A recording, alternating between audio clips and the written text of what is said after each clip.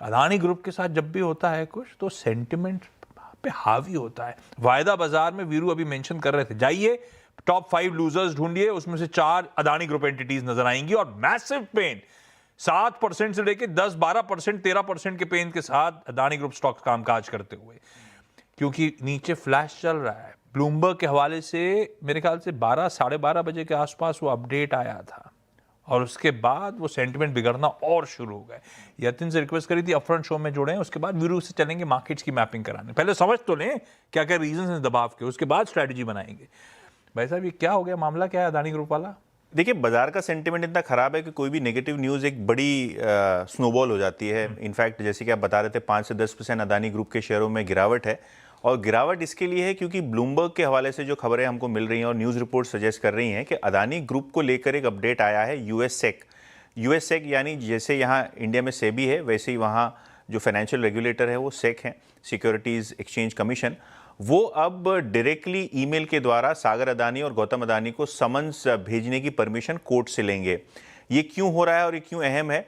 अभी Hague convention के अंदर सेक ने ऑलरेडी समन्स सर्व किए थे गौतम अदानी और जो दूसरे इनके सहयोगी हैं इंक्लूडिंग सागर अदानी, और ये जो समन्स थे वो सरकारी रूट से दिए जा रहे थे, जिसमें ऑलरेडी 14 महीने का वक्त बीत गया है। 14 महीने से कोई केस पे अपडेट नहीं हुआ है, जिसके कारण अब यूएस सेक ये कोर्ट से परमिशन मांग रहा है अमेरिका में कि अब ये समन्स जो है डायरेक्टली ईमेल के द्वारा गौतम अदानी और सागर अदानी और दूसरे अदानी ग्रुप के ऑफिशियल्स को भेजा जाए। और ये जो मामला है, ये मामला जुड़ा हुआ है 3-4 साल पहले का, जब एलिगेशंस ऐसे हैं और जो इंडाइक्टमेंट जिसको बोलते हैं, इंडाइक्टमेंट ऐसा है कि सोलर प्रोजेक्ट्स के फेवरेबल टर्म्स के लिए अदानी ग्रुप ने लगभग $250 मिलियन की घूसखोरी प्रोजेक्ट मैनेजर्स को दी थी और सरकारी ऑफिशियल्स को दी थी।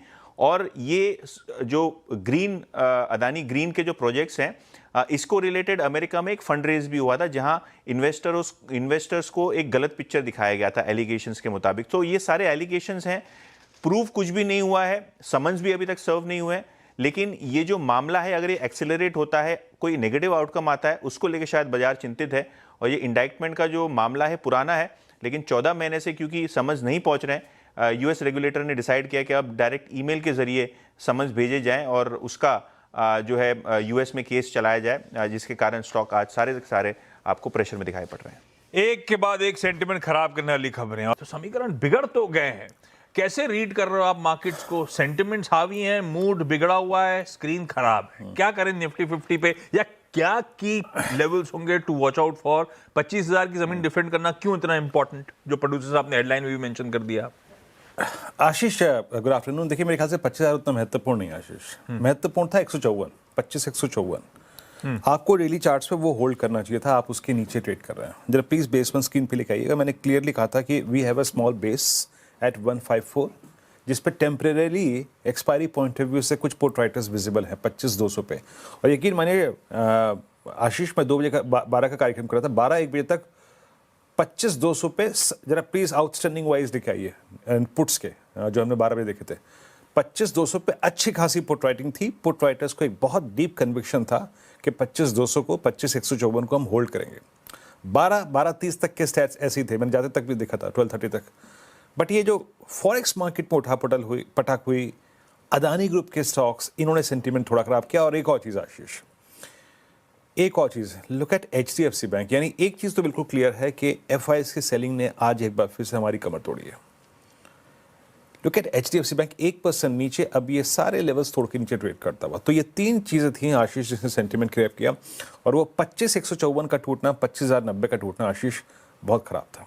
मेरे ख्याल से डेली चार्ट्स पे अब कोई लेवल नहीं है, और अगर मैं कुछ देर पे वीकली में देखूं तो मेरे को आशीष नज़र आ रहा है कि अभी ये देखिए 25,200 से पुट राइटर्स ने एग्जिट करना शुरू कर दिया। 25,100 डायरेक्टर साहब गलत पोस्ट कर दिया आपने, 25,000 की पुट रखिएगा। कन्विक्शन नहीं है आशीष अब थोड़ा सा। मेरे ख्याल से 25,154 के नीचे अगर निफ्टी सेटल रहा ना आशीष, तो पेन थोड़ा बढ़ेगा, क्योंकि डेली चार्ट्स पे फ्रेंकली स्पीकिंग इसके नीचे बहुत दूर तक कोई लेवल नहीं है, और हम वीकली पर मतलब लास्ट एज पे हैं। That's exactly 50 week exponential average. तो लॉन्ग का या फिर रिवर्सल का कोई कन्विक्शन नहीं है आशीष। अगर आप 25,154 के नीचे हैं, 25,090 के नीचे हैं, तो अभी एज ऑफ नाउ कोई सपोर्ट नहीं है। मैं अपनी सुबह की कमेंट्री में क्लियरली कहा था, शायद टुवर्ड्स क्लोज एक फियर फैक्टर काम करेगा, वो हम जो ग्लोबल मार्केट से नदारद रहेंगे सोमवार को, उसका एक प्रेशर होगा। इट सीम्स वो प्रेशर बढ़ रहा है आशीष, और 25,090, 25,154 इन दोनों लेवल्स के नीचे आशीष ये प्रेशर बढ़ सकता है।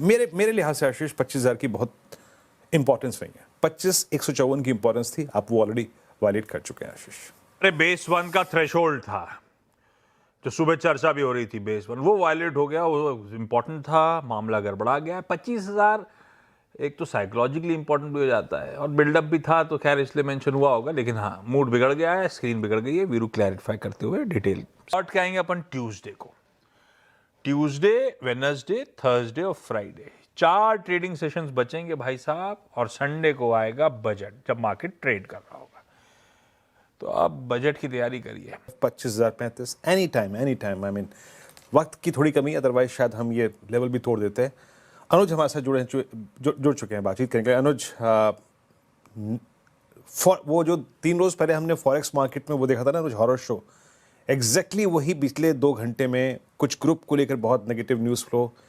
कैसे अप्रोच करें इस क्लोजिंग को? बिल्कुल वीरू, देखिए सुबह भी हमारी यही बात हो रही थी कि इस मार्केट में एक ही ट्रेड है, जहां पे भी बस हल्की सी भी इंट्राडे का पुलबैक फेल हो वहां पे शॉर्ट करें। और देखिए जब भी कोई मार्केट एक गैप क्रिएट करता है, जैसे कि 24,924 का जो लो बनाया था हमने इसी हफ्ते, नॉर्मली मार्केट उसको वापस रीटेस्ट करता है, और ये अब वही प्रोसेस है। तो अब शायद एक्सपायरी वाले दिन या अगले हफ्ते किसी दिन हम शायद उस लेवल को टेस्ट करें, और उसके बाद शायद मार्केट वहां थोड़ा सपोर्ट ले, और उसके बाद काफी कुछ बजट के ऊपर डिपेंड करेगा, अनलेस बजट में कुछ एक्स्ट्राऑर्डिनरी आ जाए वीरू। ये एक बेयर मार्केट है, इस चीज को समझ लीजिए। रोज रोज की मार्केट रेट, जिस तरीके से बड़े स्टॉक्स टूट रहे हैं, जिस तरीके से, जैसे आज आपने अदानी ग्रुप की हालत देखी है, जिस तरीके से बड़े स्टॉक्स टूट रहे हैं, ब्रॉडर मार्केट में जिस तरीके से स्टॉक्स टूट रहे हैं, जिस तरीके से लोगों के पोर्टफोलियो 50, 60, 70% डाउन है अपने पीक से, ऐसी मार्केट में मैं बार बार एक ही चीज कहता हूँ, किसी नई रैली में ना फंसे। कोई भी रैली एक एग्जिट अपॉर्चुनिटी की तरह देखें। हाँ, ये जरूर है कि अगर आप इन्वेस्टर हैं, अगर आपके पास जैसे निफ्टी के कुछ बेहतरीन स्टॉक हैं, लार्ज कैप स्टॉक्स हैं, आईसीआईसीआई बैंक, भारतीय एयरटेल, एचडीएफसी बैंक जैसे स्टॉक्स हैं, तो आप उनको इन लेवल्स पर पैनिक में ना बेचें।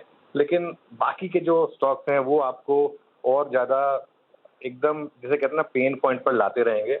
और निफ्टी की देखिए सबसे इंपॉर्टेंट चीज क्या है, एक चीज जो इस हफ्ते हुई थी, जो आपका सबसे स्ट्रॉन्ग इंडेक्स था, यानी कि बैंक निफ्टी, वही सबसे वीक इंडेक्स बन गया था। जब मार्केट का लीडरशिप इंडेक्स सबसे वीक इंडेक्स बन जाए, आज देखिए 700 पॉइंट नीचे हैं हम बैंक निफ्टी पर, and I think bank Nifty पर तो शायद मुझे एग्जैक्ट लेवल याद नहीं है, अगर आप रिमाइंड करा सके तो शायद हम इस वीक के लो कुछ तोड़ चुके होंगे, उससे काफी करीब होंगे। मेरे सामने स्क्रीन नहीं है तो मुझे लेवल्स नहीं पता है एग्जैक्टली कहाँ हैं हम इस समय, लेकिन निफ्टी जैसा आपने बोला 250 पॉइंट नीचे हैं हम, 25,025 के आसपास हैं। ये पेन मार्केट में अभी रहने वाला है, और इसमें अब बस एक होप रहेगी कि बजट से रेट रुक जाए। और एक चीज अब लोगों को अब समझ आ जानी चाहिए कि इस मार्केट में जो गिरावट है, इसमें ट्रंप का उतना बड़ा फैक्टर नहीं है जितना हमारे खुद के डोमेस्टिक फैक्टर। अनुज, हम कल भी बात कर रहे थे इसी वक्त, नहीं इस वक्त नहीं, इनफैक्ट लगभग 9:30 के आसपास, जब सिल्वर ETF कोलैप्स हो रहे थे, लेकिन हम बात भी कर रहे थे कि इट्स अ टेम्परेरी और intraday collapse, but look at silver ने जिस तरीके से पुल बैक दिया। अनुज, क्या ये थीम अभी भी स्ट्रांग रहेगी?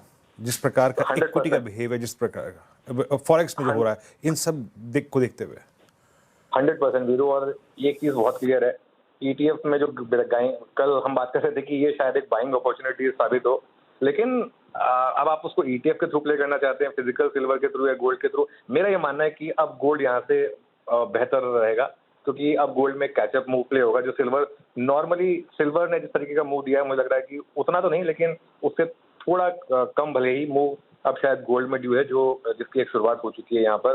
तो ये अगेन एक स्पेस है जहाँ पर अगर आप छुपने की जगह ढूंढना चाहें तो वहाँ छुपने की जगह ढूंढे। देखिए बेयर मार्केट बहुत क्लियर होती है। बेयर मार्केट में आपके पास गिनती के लेके 3 या 4 स्टॉक्स या 3 या 4 इंस्ट्रूमेंट होते हैं जहाँ पर आपको अपनी